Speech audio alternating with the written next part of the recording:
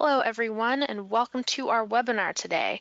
The topic for today's webinar is the LA100 study, Lessons for State 100% Clean Energy Planning. This webinar is being presented by the Clean Energy States Alliance, also known as CESA, and it is being presented as a part of our 100% Clean Energy Collaborative, which we'll tell you a little bit more about in just a moment. Before we get to our presentation today, I'd like to go over a few quick webinar logistics. All of our attendees are in listen-only mode. That means that you can hear us, hopefully, but we can't hear you. You have a couple of options to join the audio portion of our webinar. You can call in via telephone, or you can connect via your computer mic and speakers. If you'd like to minimize the webinar console, you can do that by clicking on the orange arrow that you see circled on the picture on your screen. And you can also click on that orange arrow to expand your webinar console. And one thing that you might like to do with that webinar console is to submit your questions and your comments. We will be saving some time following the presentation for a Q&A with the audience. And we're expecting a lot of questions because we have a lot of people registered today. So in order to make sure we get to your question, don't wait until the very end to ask it. Do type it in when you think of it. We'll get to as many as we can. A final note, this webinar is being recorded. We will send you an email with a copy of the webinar recording and a PDF of all of the webinar slides within about 24 hours, either this afternoon or tomorrow. And we'll also get all of those materials posted on CESA's website at cesa.org/webinars. And that's a good URL to know because it's also where all of our other upcoming webinars are posted and all of our archived webinar materials are there as well. So with that, I'd like to now pass it over to our moderator for today's webinar, Warren Leon.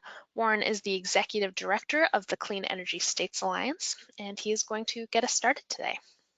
Hey, thanks very much, Samantha, and thanks to all of you for coming to today's webinar. Let me first tell you a couple things about the Clean Energy States Alliance. We're a national membership organization composed of primarily of public agencies and primarily state agencies, and you can see our members up there on the screen. We do a wide range of different activities with our members, but one of the things we do, if we could go to the next slide, is we run the 100% Clean Energy Collaborative. This is an initiative that we're managing and implementing in partnership with the United States Climate Alliance. It assists states and other entities that have 100% clean energy goals or are considering adopting such a goal. We have a monthly free newsletter. We do webinars. We have a range of publications. You could go to our website, and if you go to the website CESA.org and look for the 100% Clean Energy Collaborative, you could see the range of activities that we've been doing. And if we can go to the next slide, one of the most recent things we have produced as part of the 100% Clean Energy Collaborative is produce a guide to 100% clean energy states. This includes information about the 18 states plus the District of Columbia and Puerto Rico that have all adopted 100% clean electricity goals, either by legislation or through a governor's executive order. And you could, in a table and timelines and summaries, you could get a capsule summary of what those states' goals are, how they were established. You could see summaries of some of their plans, and you could get links to all the legislation, plans, reports, and other documents the states have produced. So I encourage you to look at that guide. And if we could go to the next slide, we could turn to the topic of today's webinar. You may wonder, why are we focusing on the LA100 story when we at the 100% Clean Energy Collaborative are focusing on states and state actions to achieve 100% clean energy? The reason for that is the LA100 study was very ambitious. It's comparable in its scope to many of the types of plans and studies that states are producing. And we thought that it's the type of thing states across the country could learn from and could use some of the methods for both research and for presentation of findings that the study has done. Our speaker today is Jacqueline Cochrane, and let me tell you a little bit about her. She's director of the Grid Planning and Analysis Center at the National Renewable Energy Lab. She's worked there for 12 years. Her work has focused on the evolution of the power grid with high deployment of renewable energy. In addition to leading the LA100 study, her recent work includes a portfolio of analyses about India's power system. Before joining NREL, she was an assistant professor of natural resource management at Kaimep University in Kazakhstan, and she holds a PhD and an MA from the Energy and Resources Group at the University of California at Berkeley. I've been looking forward to hearing her tell us about the LA100 study, so let's turn it over to her. Thank you, Warren, and that was a great introduction for the relevancy to this audience. Okay. I think everything looks set up. I want to thank everybody for attending this and for inviting me to discuss the LA100 study. And as I go through this, I'll be talking about the LA specific context, but I welcome all your questions because we've been doing a lot of thinking about how we can more efficiently undertake some of these complex analyses and stakeholder engagements to work with other locations in the U.S.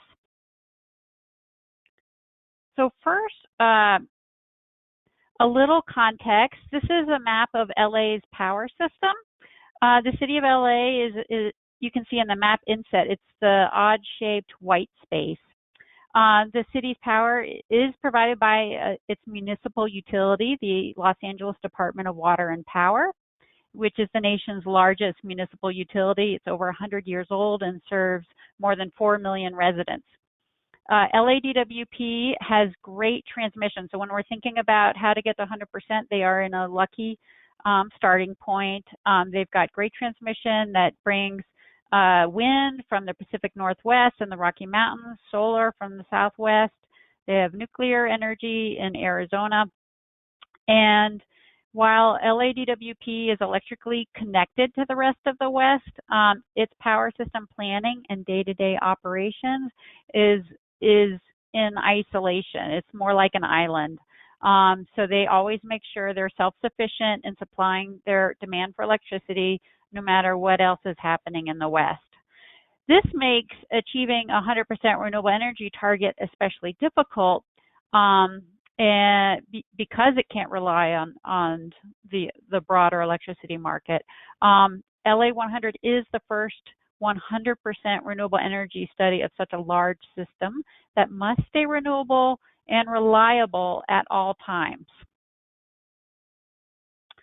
The other part of the context that I want to bring up is our advisory group. This is our stakeholder group, and by far this was my favorite aspect of this study, is working with the stakeholders in Los Angeles. They represented all different types of groups in LA, environmental groups and energy justice advocacy groups, neighborhood citizen councils, universities, key customers like LAX, the ports, city government.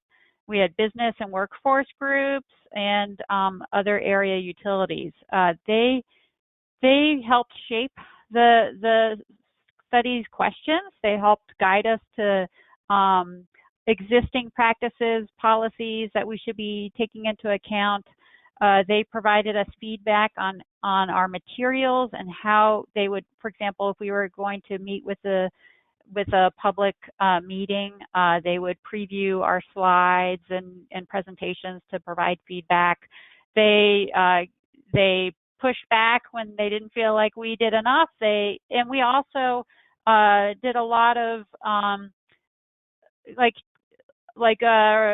technical reviews with them. So, I think people from the communities, people come to this kind of study with a sense of like, oh, we'll never be able to make it to 100% renewable energy, or it'll cost a lot, or we can do it on wind, solar, and batteries, and it can be all local, or, whatever it is that people came to the study with in terms of their expectations, we were able to really pick out some of the nuance in what the opportunities are. So that was a critical component of this study, and presumably with all your work as well. So now turning to the study, the actual 100% questions, when we're thinking about how to decarbonize power grids across the different states in the US and elsewhere, the LA100 study addresses many questions you might have about how you can transition to 100% renewable energy.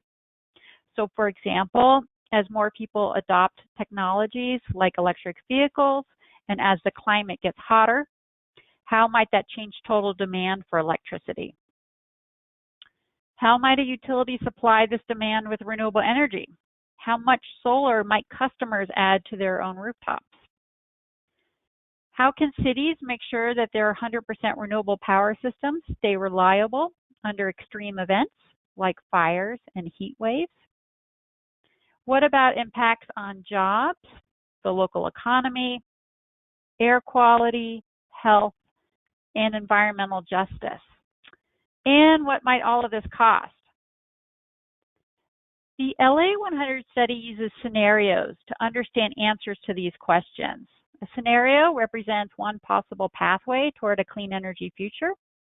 Each scenario has the same end goal, 100% renewable energy in LA, but how the goal is achieved varies across the scenarios.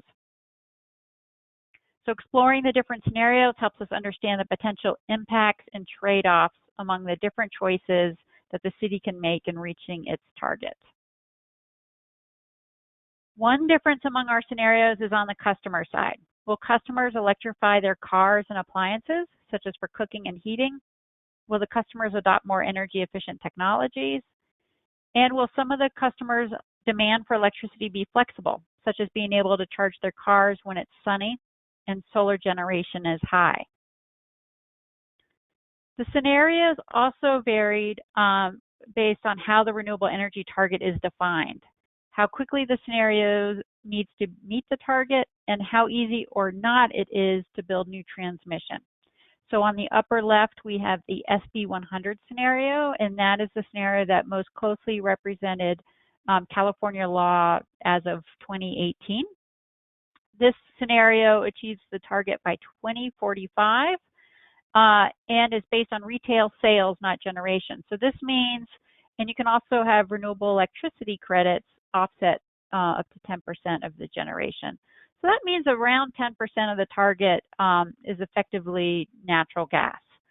The other scenario on the right, early no biofuels at the top, this achieves the target 10 years earlier than the other scenario, 2035, and now more closely represents some of the targets we see out there today. But at the time, this was, when we started in 2018, 2017, this was a much more ambitious target. This scenario doesn't allow any renewable electricity credits, so everything is met from renewables.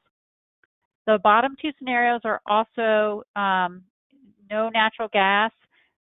They also don't have any nuclear generation. They meet their targets in 2045, but the one on the left anticipates an easier time building new transmission or upgrading transmission lines and corridors and building some new transmission lines. And the one on the right limits any upgrades to only what's under current plans. So a lot of variety in how that target, what does it mean to be 100%? They're all 100% under different types of definitions. This slide shows us the way we approach this set of questions analytically. Each box represents a different modeling team at NREL and among our partners. So for example, if you look at the upper left, we had bottom-up modeling on how demand for electricity will change in commercial buildings and residential buildings. and then also transportation below. So we looked at light duty vehicles, bus systems, and so forth. And then all this data sort of cycles through different types of models, and we ran over 100 million simulations, really trying to tear apart our results to see where are the vulnerabilities, where are there connections. Like, for example, the local grid is connected with the bulk, the local grid is connected with our large-scale transmission and more remote utility sites. Like, how do they interact? How do these affect air quality? So lots of interconnections. This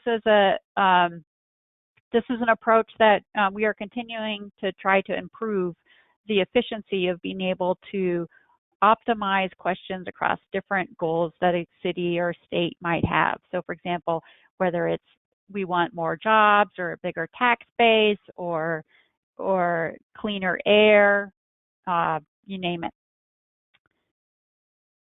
Now I'm going to show you a little bit of video that shows the resolution that's embedded in our modeling. So we are zooming in into the city of Los Angeles, and we are looking at demand for electricity at each premise in the city.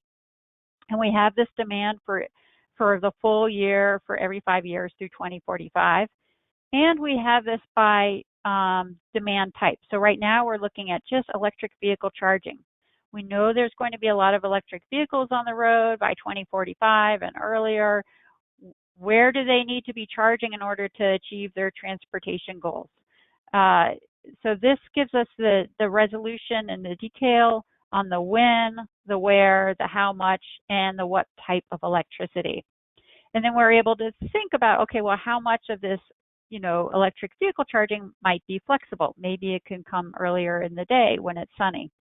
And this also helps us look at, for each of these properties, these premises, how much of that electricity demand might be offset by a customer deciding to build its own rooftop solar. Okay, so let's turn to some results. First, I'm going to talk about the future customer. What is their demand for electricity? How much might they self-supply their electricity needs with their rooftop solar?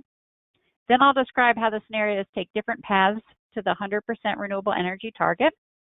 Then I'll talk about environmental benefits, and I'll provide some high-level comparison among the scenarios for costs and benefits.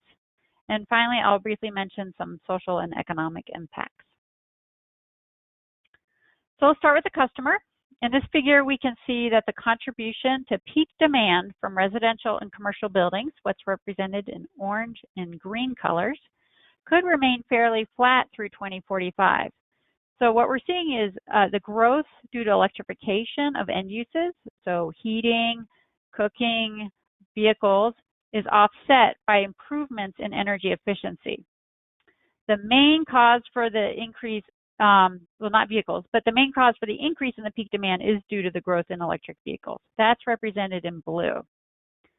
One other point to illustrate, today in Los Angeles, the peak demand for electricity occurs in the afternoon. So if you look on the left at the bottom, it says 3 p.m. In the future, the timing of the peak demand would vary based on when electric vehicle charging can occur. So we assume we're in the scenarios that have more access to workplace charging. The peak demand occurs early afternoon, which aligns with the solar generation. In contrast, we have one scenario called stress that assumes almost all the vehicle charging occurs at home. And in this scenario, the peak demand occurs in the evening after the sun sets. This point illustrates the value of having flexibility in when vehicle charging can take place and the value in having access to charging in the locations where people leave their cars during the day. Next, we turn to customer demand for rooftop solar.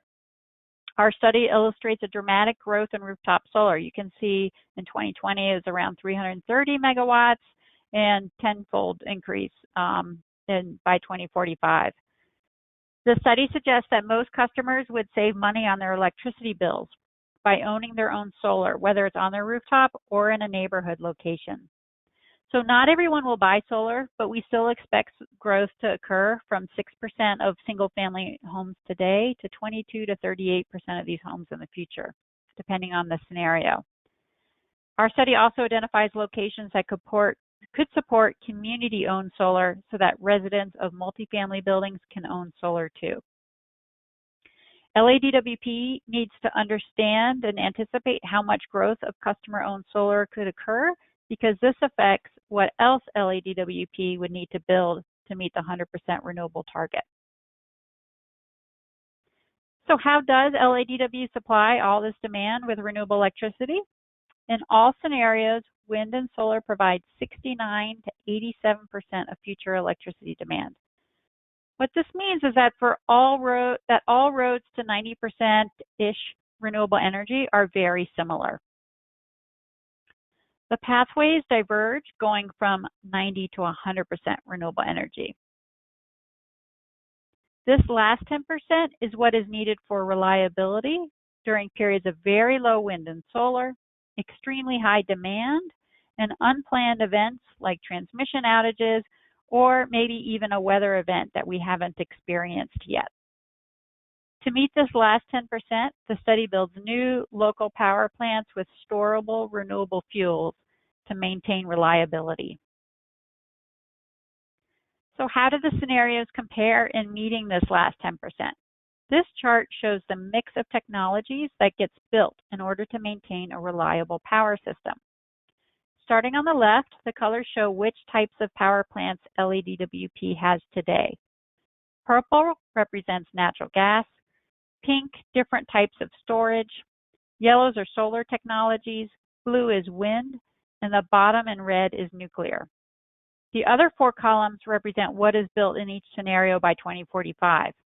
And while there is more in common across the scenarios than differences, the scenarios do vary based on what fuel is used in these local power plants. The dark green represents a combustion turbine, like think jet engine, with a purchased fuel, which today is likely biofuels from dairy farms, but in 2045 could be fuels made from renewable electricity like hydrogen. The light green represents fuel that LADWP produces from 100% clean electricity. The light green allows LADWP to get started today on supplying its own clean fuel, even before it's available for purchase from gas suppliers.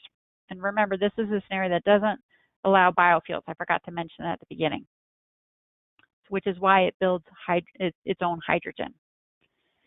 The light green, though, comes at a cost. Producing hydrogen rather than buying commercially available renewable fuels like biofuels today does add around 20% to cumulative costs in the LA100 study. And then finally, the SB100 scenario continues to use natural gas in purple for meeting the last 10% based on how that scenario target is defined. So we've been looking at what is built by 2045. How do we get to that point?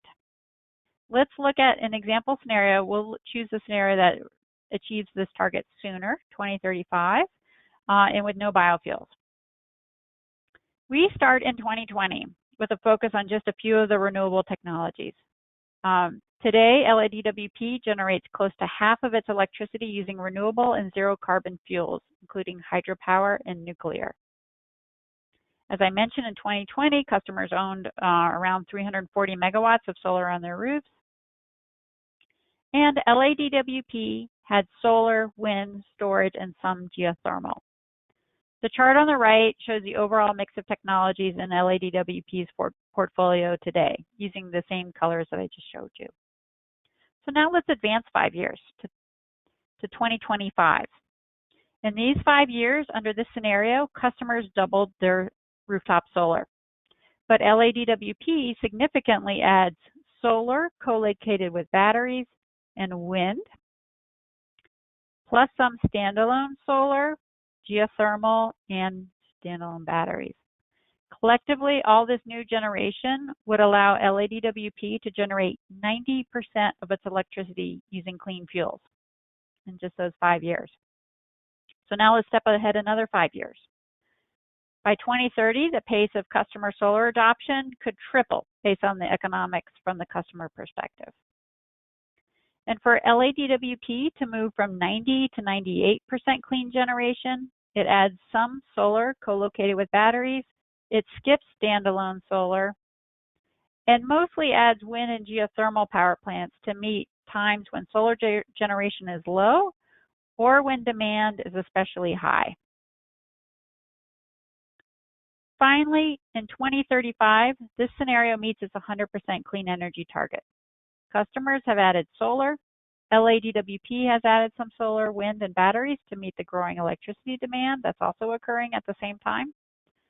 But primarily to meet the last 2% of the target and to keep the lights on when unexpected events occur, LADWP has replaced its natural gas plants with power plants that run on LADWP-produced hydrogen, which are needed infrequently. What this suggests is that identifying alternative options for firm in-basin capacity. So here I mean capacity that's in the LA basin, so local, that's not relying on the transmission lines that come that are bringing all that great wind and solar from outside the city. That having a local storable fuel, improvements to that represent the largest opportunity to reduce costs of the clean energy transition and points to the highest priorities for research and development: clean hydrogen and extended multi-day demand response. So one comment we get a lot from stakeholders is, why do we need a power plant? Why can't we get more, why can't we achieve these targets from the combination of energy efficiency and batteries and demand response that can help reduce the demand side of the equation? And part of the answer is specific to LA, the geography of LA. I mean, it's a lot of people in a small area that's relying on transmission to bring in electricity from out of the city. So if the wildfire risks come and the transmission lines are down, that's a risk to supplying the community with electricity. We see a lot more outages, you know, when we look at various contingencies of transmission lines being out. Another reason is that the November, for example, is just can be in our study at least, was just a really bad week. Low solar, low wind, and over many days, if you don't have that sun and other resources to recharge all the great batteries in the city, your batteries start to deplete. Demand response is useful, but you know, it's like if we're thinking about that November day, having more efficient air conditioners isn't the answer, because it's not because we're running air conditioners, right? I mean, we use a lot of energy efficiency in this study, so we have contained the growth because of that. But demand response is also, we're talking about situations that are more like what we saw in Texas in February, where you have several bad days, right, of weather or something else, some event where we're not just asking folks to charge during the day their vehicles or to turn down their thermostats for a little bit. Like we need something to be able to kind of address that multiple day event where the sun, the wind, the batteries, whatever it is that we can normally respond to and have on hand, we're constrained. So that's where our focus on reliability has really affected our results. Okay, so we've seen now how LA can achieve a reliable 100% renewable energy power system. Let's turn now to some of the environmental and health benefits. This transition to 100% renewable energy and the electrification of vehicles, cooking, and heating provides significant greenhouse gas, air quality, and public health benefits. So this figure shows the drop in greenhouse gas emissions across our set of 4 scenarios with high electrification of vehicles and buildings and building end uses. Starting on the left in 2020, across all scenarios, greenhouse gas emissions fall rapidly by 2025. In the power sector, which is represented in purple due to the retirement of coal, and then they fall further as natural gas is retired, such as in this early and no biofuel scenario in 2035. This is the largest reduction, though, in greenhouse gas emissions occur with the adoption of electric vehicles in green.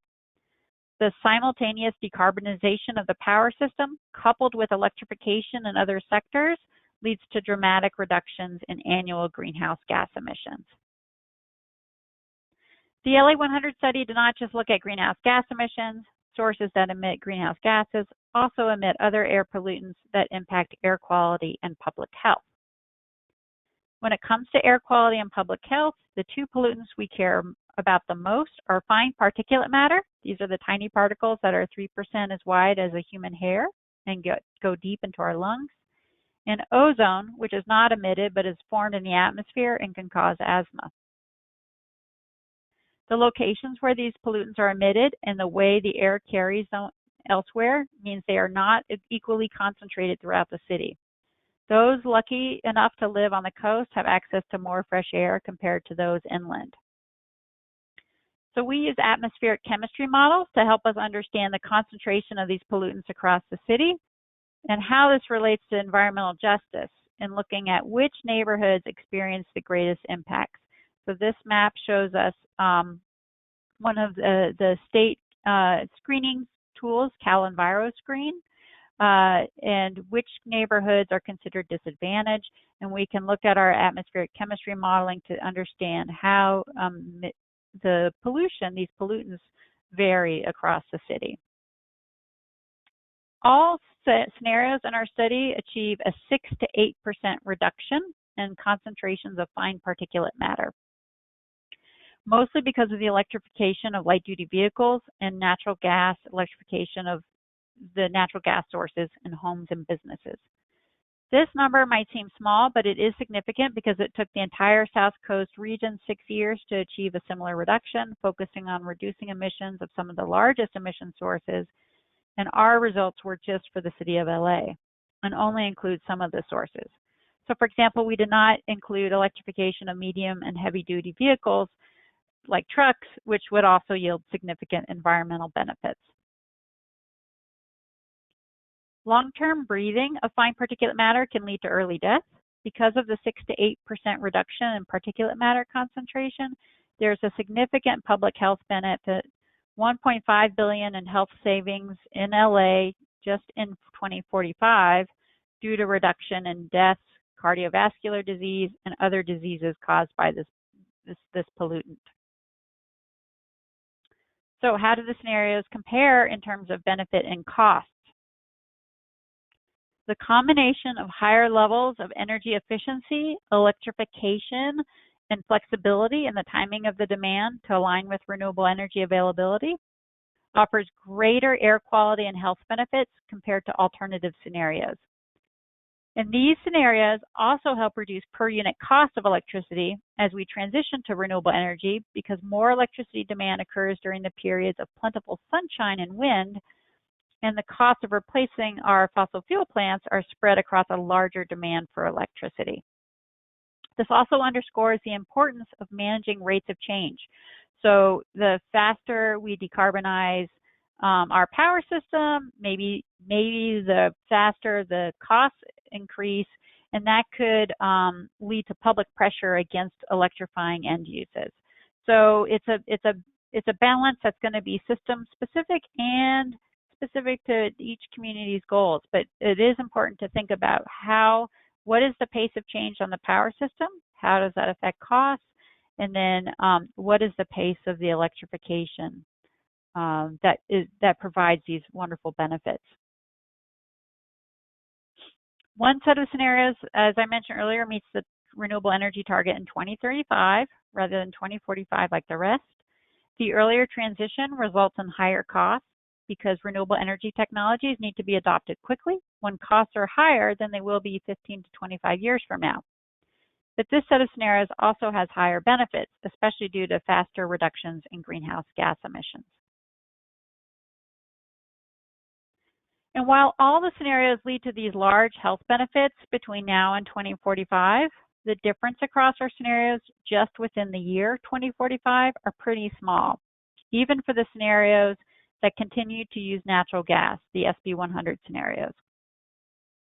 This difference in which type of fuel is used for the last 10% natural gas versus a market purchase renewable fuel versus LADWP made hydrogen fuel. It affects the cost, but provides almost no additional regional air quality or health benefits.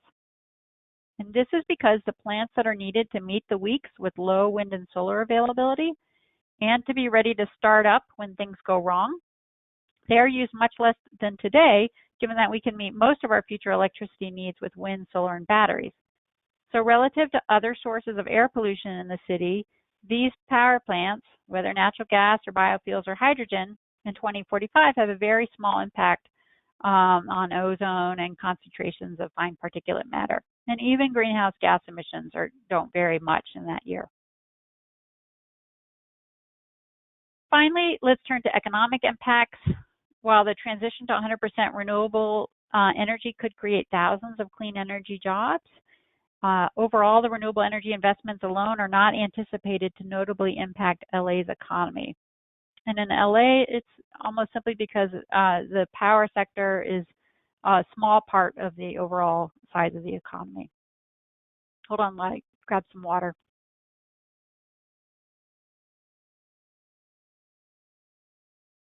And last but not least, our study shows that all communities will share in the benefits of the clean energy transition, but improving equity and participation in outcomes would require this to be integrated into the design of policies and programs. And we are starting to embark on a phase 2 of our LA100 study, where we're focused exclusively on equity. So we know this transition is important, but how can we know that this will improve equity and not make things worse? So I talked a lot about the value of having electric vehicle charging in the day because of the sunshine availability.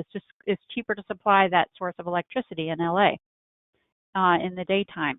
But what about the communities who don't have so much flexibility in when they can charge? Our research also shows the importance of having access to overnight vehicle charging. What does that do to how we design our electricity tariffs and incentive programs, where we want people to charge during the day, but we don't want to penalize people who don't have flexibility? So these kinds of questions, among others, are what we're looking into in the second phase. Here, we are spending much more time on having the communities themselves sort of select the outcomes that they want to see. What are these equity, what are the outcomes that improve energy justice? And then what we can bring is sort of options to achieve those targets or those goals.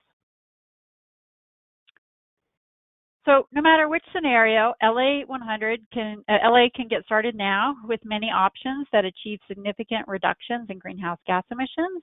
Our scenario is for 76 to 99% reduction by 2030. And you can find the full findings of our report. We have videos, we have a data viewer, we have explanatory text, we have all our report chapters at the LA100.org, where you can find more. And when we're thinking again about at the state level, many of these approaches you could still do at the state level, the stakeholder engagement, the multi-sector kind of thinking about what all the full suite of changes might be, the explanations of trade-offs, the robust data and analysis that can underpin decision making. So anyway, I'm happy to take questions. Hey, thanks very much, Jacqueline. That was great, and you covered a lot of ground and we got a lot of questions. Let me build on the last thing you were talking about, where you were saying a state could do something like this. If a state were to come to you and others at NREL and said they wanted to do some sort of similar report at the state level, is there anything you would say you would think needs to be done differently? Well, this study was a first in looking at reliability of 100% renewable electricity at such a large system. It took a while, partly just to answer those questions. I think some of the things that we've learned from this experience, where we're bridging so many different questions about, what happens in commercial buildings and what happens with vehicles and what happens on, rooftop solar and customer storage. I think there are ways we can simplify some of those aspects to be able to focus on fewer questions, right? So this was a very robust, comprehensive, everything kind of fitting together, but there are ways to carve this out and look at individual questions. Thank you. I'm going to talk about some questions that people wrote in that focus on different technologies. And first I want to go to hydrogen. And I had two hydrogen related questions. One person wanted to know if you could be specific about the processes you were assuming would be used to produce the hydrogen that would be used there in the LA basin. And secondly, you said that using hydrogen adds 20% to the cumulative cost of getting from 90 to, it adds 20% to cumulative cost. Is that just 20% to the cost of getting from 90 to 100%, or 20% of the total cost of supplying all 100% of the energy? Yeah, great questions. So for the assumptions on what we assumed that LADWP would take electricity from times where, the solar and wind is variable and demand for electricity is variable. And so when you have more renewable energy than you need to serve your load, one thing we can do is take that electricity and convert it into a storable fuel. In Los Angeles, that occurs in the springtime. So a lot of excess electricity in the spring, which we assume they use electrolysis to make hydrogen stored in the form of ammonia.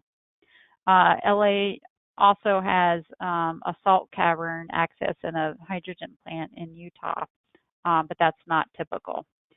And then it's, we combust that fuel when needed.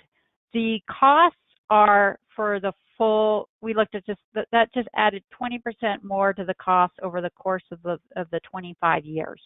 So not specific to the last 10%. Now, if that's highly dependent, when we assume that's highly dependent on cost assumptions, especially when we were doing this, this was the last administration, we were, there wasn't a huge push on hydrogen. We're not sure, there could be a lot of cost savings from looking at the role of hydrogen across other sectors of the economy, industry, and so forth. So if there's a way to have hydrogen serve multiple customers, not just LADWP, those costs could go down, and then the cost difference wasn't as much. So that was the scenario that was specific to LADWP making its own hydrogen fuel. Thank you. And maybe by, by 2045, you never know what our options are, but it was important for us to choose something that we could rely on today, that we could say, okay, it's safe to start planning. This is one option. And the LADWP can revise that as costs change. Good.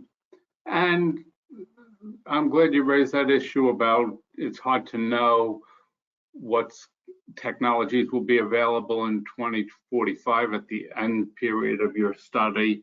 I got a couple questions of folks saying, did you consider the possibility that there will be improved nuclear technologies available then that would be less expensive than some of the things you modeled for getting that last 90 to 100%? Yeah, we didn't. From the stakeholders, we were told not to assume new nuclear technologies are available, and from what I can understand, that's still like broader commercial availability can still be a couple decades off. But we did very Two of our scenarios kept the nuclear plants online and from Palo Verde in Arizona, and two of the scenarios removed it in the last year. In this, it's by generation in 2045, it's pretty small. It doesn't affect much, but where we did remove it, the scenarios built a lot more wind, especially. Thanks.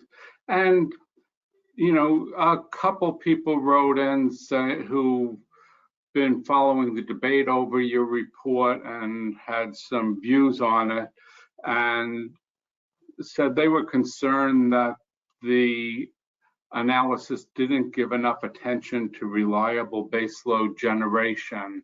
How do you respond to that? I'm not sure what that means. It's 100% study, so we don't have natural gas, you know, for most of those scenarios. So the generation, you know, we assumed these combustion turbines to help meet the gaps and to be ready as needed in an emergency. So I'm not. We have geothermal. I'm not quite sure what is behind that comment. Okay, thanks. You mentioned geothermal. One person asked, is the assumption that the geothermal that's in the plan that's locally available geothermal, or is that electricity being imported from elsewhere that's been produced with geothermal? That is assuming produced outside the city and imported as electricity. Okay, great. And I got a couple questions, one general and the other more specific, having to do with how the assurances there are that the imported electricity actually is clean. And, you know, one person was asking that just in general, how would LA know that the electricity they're importing is clean? And we got a more focused question from someone else who's talking about renewable energy certificates or RECs. Do the RECs need to be retained in Los Angeles in order for the generation to be counted toward the target? Or is that true only for the SB 100 scenario, since it's specifically for retail sales, and under the other scenarios, the RECs could go outside of LA while the city can still say it's using 100%. That may require some explanation, yeah. But the general point is, given that this is a city as opposed to a state with a renewable portfolio standard, how do you know that Los Angeles is actually getting 100% clean electricity when it imports it? Well, in LA100, we know because we modeled it. So we can, you know, turn off the rest of the state, make sure we still have, you know, they're still building enough renewable electricity to meet all times of the year. We run it full operations each of those years, and we always meet our target, meaning we meet the load. So we know in our study we can do it, and that's part of the purpose of the study, is to look at, you know, where are the investments that LADWP might be making? Are there no regret options? And so, you know, our no regret options are a lot of wind, solar, and batteries. So they can kind of have enough to get started now while they're working through meeting the last 10%. On the question of renewable electricity credits, we did mirror California rules in terms of timing, but what essentially we were doing was offsetting the natural gas that's located within the city. So still sticking with a generation that's city owned, right? So when I say that we're simulating the operation of the power grid, it assumes the electricity that's located out of the city, but it's all power that LADWP owns or has contracted with transmission available. Great. I want to shift gears for a second, because one of the things that I have found especially compelling about this study is the way you have presented it on the website and the attention given to how to present the results.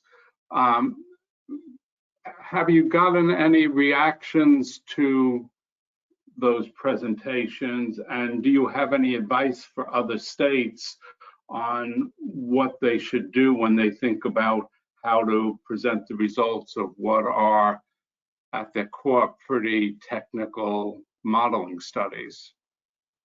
Yeah, it's hard. It is hard because as we were trying to put together the materials, we are writing for so many different types of audiences. And we have a very detailed report. We're not expecting anyone but someone really interested in the report to read the full report. We had a long kind of color summary that was written in a more like kind of magazine style layout that was still pretty detailed. But enough to give someone a really good sense of what's in the study. And then we had a 10-page version of that. And then we have on the website, we have like the screenshot I have right now is our data viewer. And we are expecting not many people, not the light casual public person to go to the data viewer, but next to that on the screenshot, you can see at the tab that there's exploratory questions. And this is where we tried to answer questions like, what happens when it's rainy? And we have a video that shows, how we're meeting the 100% renewable energy target even when it's rainy. Or, why do we have to build these combustion turbines? In terms of why do all the scenarios build combustion turbines? So we try to answer some of the questions there that's sort of not in report format. We have some other types of video, but this is the hardest part, and this is also where we were relying on our stakeholder advisory group to give us feedback. I know we can do more. We did some with Spanish subtitles, but not everything is Spanish. So these are things that we still want to work on. Thank you. Somebody was asking about supply chain issues and feasibility. To what extent did you look into whether there would be supply chain problems that could make it difficult to meet some of your targets in terms of distributed generation and energy efficiency, and whether it was really practical to move as quickly as you suggest towards this 100% clean energy future? Yeah, great question. And no, we did not do justice to that issue. Part of it was, well, this is just one city. Like if we were doing this for the full country, then the supply chain is really essential, whereas the city itself, may not, if it's more aggressive than other places, it might have access to supply chain. But of course, we know from this year that we have tons of supply chain issues. So, we build some of that into cost assumptions, like fuel cells are not widely available now at the scale we would have needed in LA, so that technology costs more. But otherwise, no, I think there's a lot more we could do with that. Thanks. I'd like to have you talk a little bit more about demand response, because you're relying on that relatively heavily. To what extent would it be similar to demand response now, which doesn't generally impinge all that much on the customer's experience or use? And to what extent, by demand response, to achieve the higher targets you have for it, it would involve involuntary blackouts or brownouts? Yeah, so we didn't assume any involuntary blackouts or brownouts. That's not okay. I would say we were mid-level in assumptions about demand response.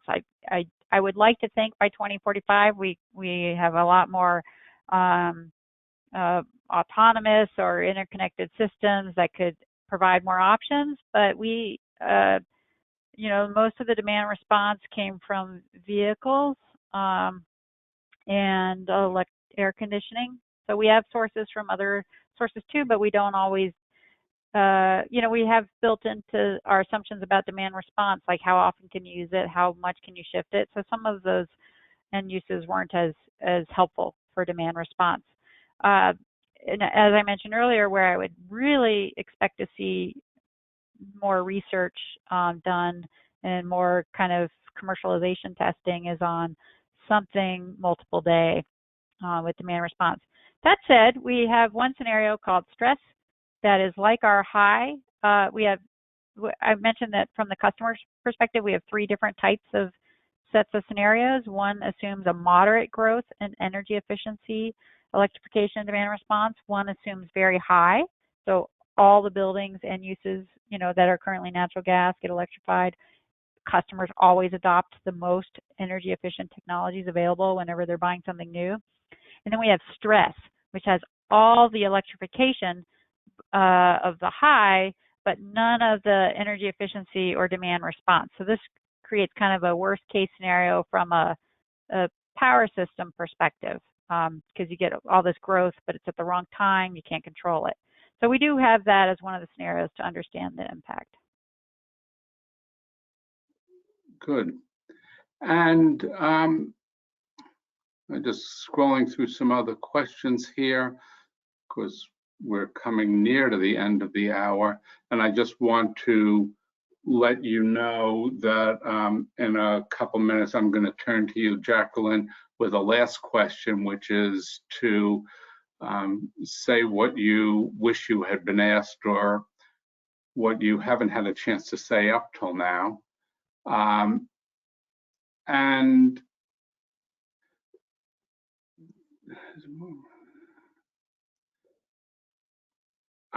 one question has to do with whether it's more important to focus and whether you looked at it this way, more important to focus on attaining 100% clean energy or reducing greenhouse gases, whether that takes place within the electricity system or not, you know, because to some extent, it's easier to achieve 100% clean electricity if you assume we don't make as much progress in the transportation sector, for example. Yeah, great question. Something that, as you know, I wish we could have spent more time in the study sort of exploring some of those greenhouse gas trade-offs across the sector, but we did not look at that. We do have scenarios that go to 100%, and then that SB100 set of scenarios that goes to 90-ish% plus RECs. So you get to 100%, but really there's 10% natural gas. And there, you know, we're able to review kind of the health differences, the greenhouse gas differences, the cost differences. So we can sort of tease out some of that, but you know, it's a lot of low-hanging fruit to scale up quickly. Like I showed you that slide where between 2020 and 2025, LADWP can add X amount of solar, wind, and batteries, and they're at 90%. So it's not. I think that is more typical where it's easier to get to 90, and then that's for policymakers to decide. Well, is it better to go the last 10% in electricity, or is it better to get it from something else? And those are questions we can analyze, but not, you know, we don't recommend anything. Let me ask a question about the reaction to the report and the reaction to the different scenarios, and you could clearly say if you don't have the information to answer this.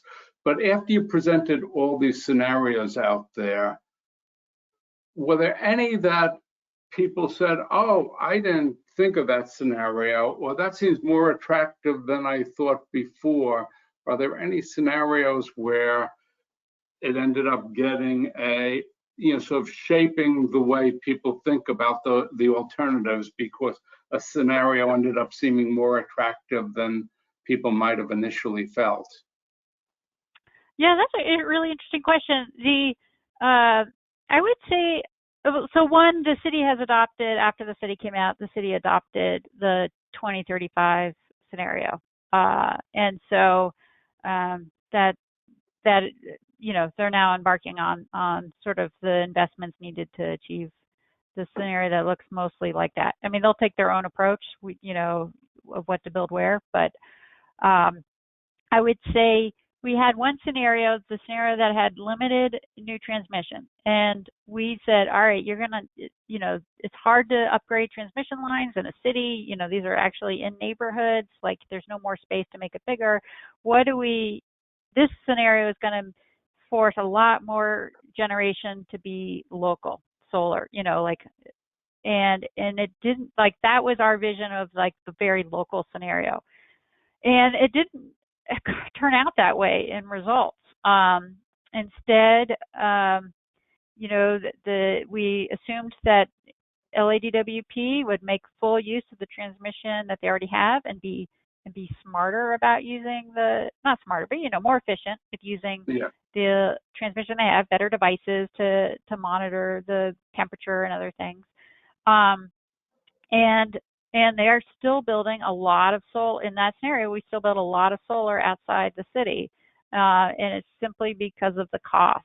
It ends up being about 40% cheaper when you build it in a utility scale. You're not constrained by space. You can have space for tracking. So that was a surprise. And so I think that, I thought that scenario was going to be more popular, but then in the end, it didn't look especially different than the other ones. Interesting. Well, to finish things off, are there any things you would like to say that you haven't had a chance to say up till now, or any points you would like to re-emphasize to leave people with as they go back to the rest of their day? Yeah, I would say just reiterating the importance of the stakeholders. Like they were front and center on our minds doing this, right? Like they're the ones who made it reality of like whether our assumptions about what that future customer might look like or what they would be interested in, or do they want a combustion turbine in their neighborhood? No. So what can we do to minimize, how much that combustion turbine is used? They were just they were so important. And the other thing I wanted to mention is the Department of Energy is looking at a lot of different ways to support cities and states achieve their energy goals. And so feel free to reach out to me if you need help kind of tapping some of the emerging Department of Energy programs. Hey, thank you very much, Jacqueline. Thanks for a great presentation and telling us about a very impressive and important report. Thanks to all of you folks who listened in, and I hope you'll join us for future webinars. Bye now. Thank you.